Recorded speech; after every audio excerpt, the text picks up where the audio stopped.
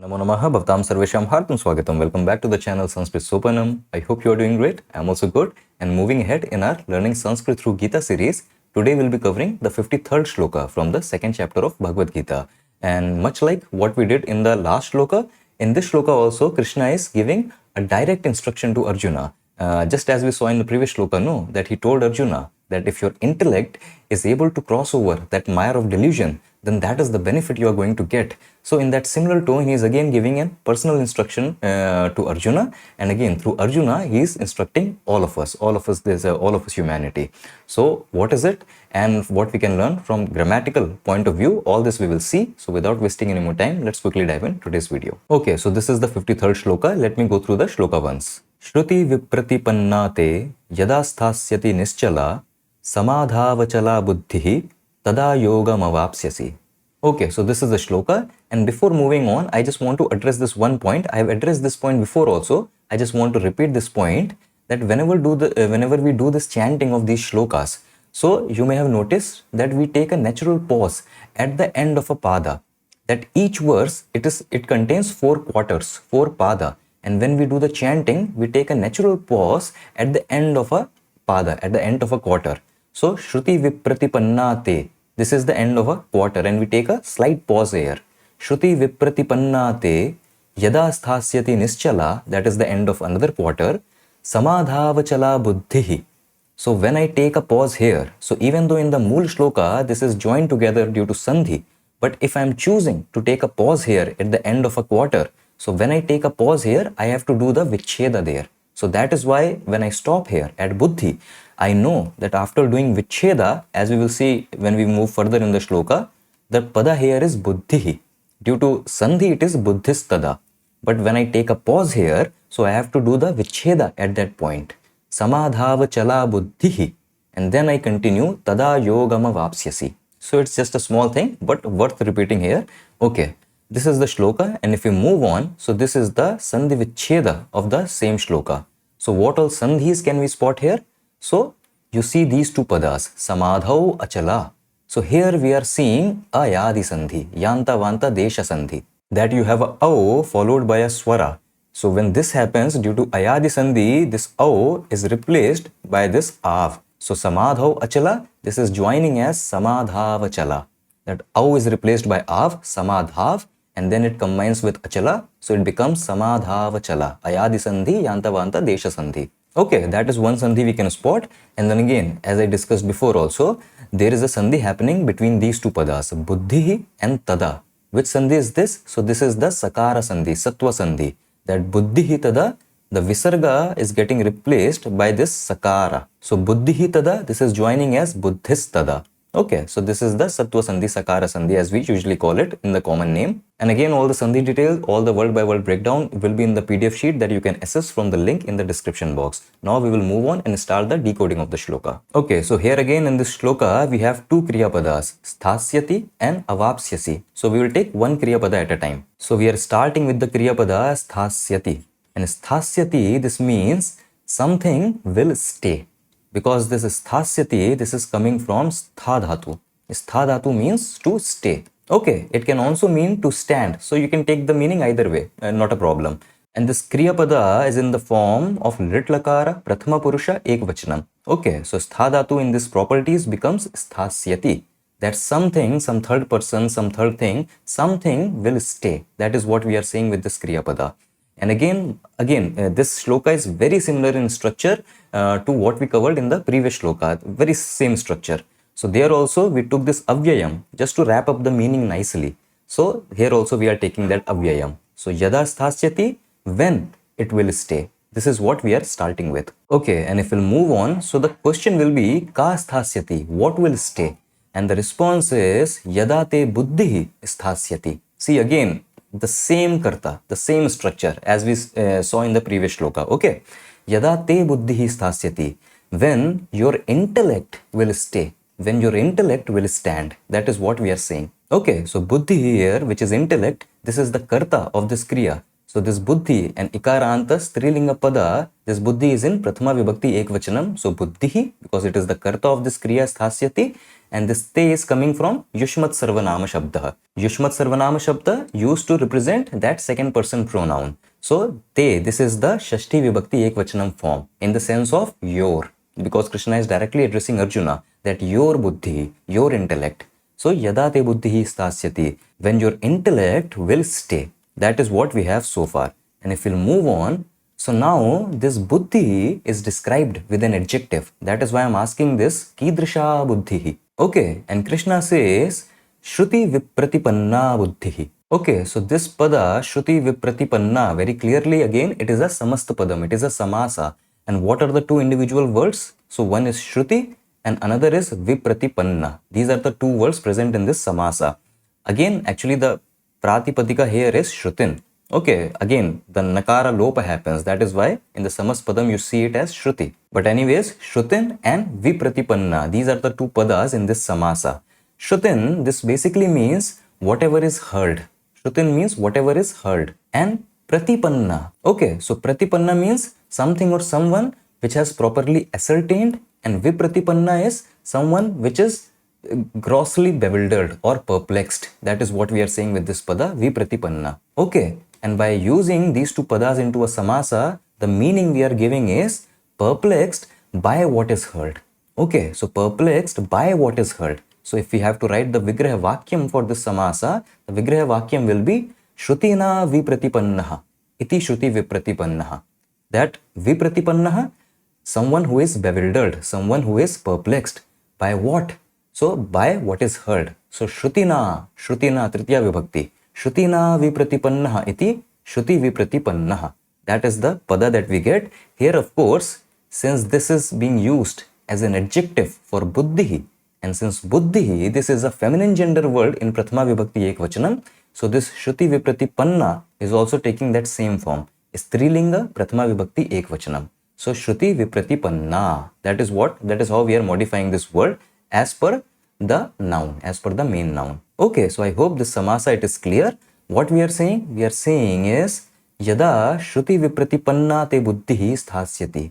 That when your intellect which is perplexed by what is heard, that when your intellect which is perplexed, which is bewildered by whatever is heard, when such buddhi will stay, sthasyati. So that is what we have so far. Okay, and now if we move on, so I am asking the question, kidrisha sthasyati.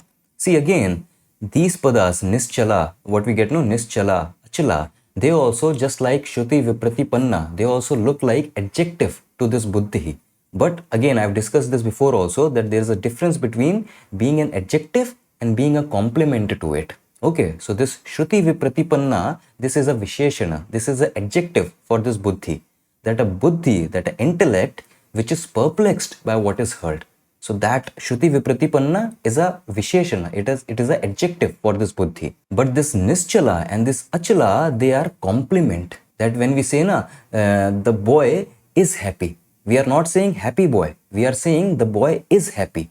So that is happy, that is a complement to that boy. So in that same sense, this nischala and achala are being used. Okay, so there is a slight difference between being an adjective and being used as a complement to certain word. Okay, and this thing will be clear when we get the meaning out of it. So nischala, this is coming from nischala, this pratipadika, and we are using it in the strilinga form because the complement to this buddhi, which is strilinga. So nischala basically means immovable. Okay, and what we are saying? We are saying when your intellect, which is perplexed by what is heard, sthasyati, will stay what? Will stay nischala, will stay immovable. And similarly, you have another complement, that is this achala. Achala again, much like nischala, achala also basically means immovable. Achala also means steadfast, steady in something, steadfast in something. Steadfast in what? So steadfast in samadhi. That is why we are saying samadhau achala. Okay, samadhau. This is coming from the pratipadika samadhi. Samadhi is a ikarant pratipadika in 7th case, because I want to say steadfast in samadhi. So I am using the 7th case. Saptami vibhakti ekvachanam form of samadhi is samadho. So I am saying your buddhi will stay nischala, your buddhi, your intellect will stay immovable, and your buddhi will stay steadfast in meditation. Samadhau vachala. Okay, so I hope all these padas, they are clear, and I hope the difference between being an adjective and being the complement, this is also clear. Okay, Shruti vipratipanna buddhi is much like happy boy, adjective and noun. And Nischala and Achala, they are much like boy is happy. So that happy is complement. Okay, I hope all these padas, they are clear. So with this, again, similar structure as previous shloka. So with this, Krishna has laid out the initial condition that when your intellect, which is perplexed by what is heard, will stay immovable and will stay steadfast in meditation, then what will happen? So that is the second part of shloka. Tada avapsyasi. Okay, so the Kriya Pada is coming from Apadhatu. Apadhatu means to obtain, to attain. And by looking at this Kriya Pada, we can see Ava, this is the Upsarga, which is being used along with this Dhatu. And what is the form? The form is again Lit Lakara, that is future tense, Madhyama Purusha in Ekvachanam. Madhyama Purusha, why? Because Krishna is saying directly to the listener, to Arjuna, that you will obtain, you will attain. So Madhyama Purusha Ekvachanam. Okay. Av plus aap in these properties becomes avapsyasi. Okay, so tada avapsyasi. Then you would attain. Then you would obtain. That is what we have. And again, one question remains. Kam avapsyasi. Then what would Arjuna obtain? And Krishna says, tada yogam avapsyasi. Yogam, this particular word yoga, this has multiple meanings. And here within the context of the shloka, this yoga means that union. Okay. Yoga, this comes from Yuj Dhatu, means Yuj Dhatu is to unite. So yoga is that union. And union of what? Union of the individual self with the true self. Basically, this yoga represents that self-realization. So Krishna is saying, tada yogam avapsyasi. Then you will attain that ultimate union. You will attain that self-realization. Okay, this pada is being used in Dutiya Vibhakti Ekvachanam form because again, this is the karma of this kriya. Okay, Dutiya Vibhakti Ekvachanam form, Yogam. So I hope all these padas, they are clear. Again, a very easy shloka to decode grammatically. Let us see the Anvaya along with the Anuvada. So Krishna says, Yada te buddhihi. When your intellect, Shruti vipratipanna, which is perplexed by what is heard, isthasyati, will stay, will stand how? Will stand nischala, will stand immovable, and will stand samadhau achala, will stand steadfast in meditation. So when your intellect, even though perplexed by what is heard, will stay immovable and steadfast in meditation, tada yogam avapsyasi, then you will attain the ultimate union, that is the self-realization. Okay, that is the entire translation of the shloka. Okay, so again, a very easy shloka, just like the previous one. And again, just like the previous one, where Krishna used this term, shrutasya shrotavyasya cha. So there, we understood that by this shruta and shrotavya, by what is heard and what ought to be heard, Krishna is basically encompassing, he is indicating all kinds of sense experiences. That what is seen, what is ought to be seen, what is tasted, what ought to be tasted. He is basically indicating all kinds of sense experiences with those words shruta and shrotavya. Same thing is being done here. Then when he says shruti vipratipanna, so this vipratipanna, perplexed by what is heard.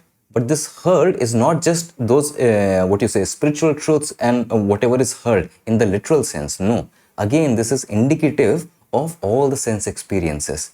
That what happens that when we are operating in this world, continuously we are bombarded by so many stimuli from different kinds of sense objects. Okay, we have 5 sense faculties, and all these sense faculties, they are actively receiving input from the outer world, and all those inputs continuously coming to us, they keep on agitating us. And that is why Krishna is saying that when your intellect, which is perplexed, which is bewildered by all that bombardment of stimuli while you're operating in this world, if then also your intellect can stay steadfast, if then also your intellect can stay immovable and firm in meditation, then you attain to that ultimate stage. So it's a beautiful thing again, and we have to see the meaning beyond the literal meaning. Shruti vipratipanna just does not mean perplexed by what is heard. It basically means perplexed by all kinds of those sense experiences that we are continuously receiving inputs from.